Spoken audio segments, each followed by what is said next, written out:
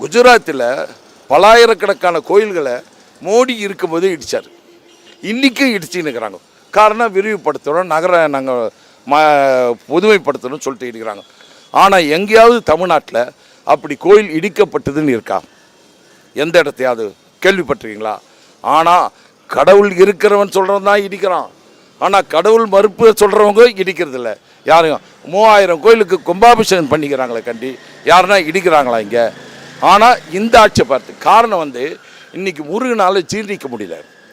ஏன்னா திமுகவுடைய வளர்ச்சி, அது திமுகவுடைய அவங்க செய்கிற நலத்திட்டங்கள், அவங்க மக்களுக்கு செய்கிற இது கடைசி குடி ஒவ்வொரு வீட்டுக்கும் ஒரு 4 திட்டங்கள் போய் சேர்ற மாதிரி இருக்குது.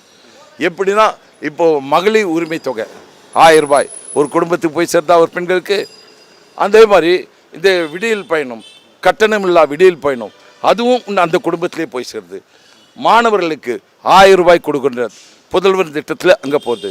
மாணவிக்கும் கொடுக்குற திட்டம் போகுது. இந்த மாதிரி ஒவ்வொரு திட்டமும் ஒரு குடும்பத்தில் 4 திட்டம் போகுது. அந்த 4 திட்டம் போய் இன்றைக்கி இது இன்றைக்கி இருக்கிற முதல்வரை ஸ்டாலின் அவரை சொல்கிறாங்க, மக்கள் வாழ்த்துறாங்க. இப்படிப்பட்ட ஆட்சி தான் தேவைன்னு. ஒரே ஒரு உதாரணம் நான் உங்களுக்கு ஒரு டிவியில் ஒன்று காட்டணுங்களா? இங்கே பாருங்க, இந்த மாதிரி இருந்தால் ஏன் காண்டாக மாட்டார்? அம்பேத்கர் வாலி, ஸ்டாலின் வாலி, பெரியார் வாலி, இதெல்லாம் பார்க்க தான் அவங்களால ஜீர்ணிக்க முடியல. தமிழ்நாட்டில் திமுகவை ஒழிக்கணும். இப்போ வடநாட்டு வரையிலும் படிச்சுதான். இதை பாருங்க, பெரியார் வாழுகின்றாங்க, அம்பேத்கர் வாழுகின்றாங்க, ஸ்டாலின் வாழுகின்றாங்க. எல்லாம் அவங்க வடநாட்டில் இது பரவணும்னு அவங்களால ஜீர்ணிக்க முடியல.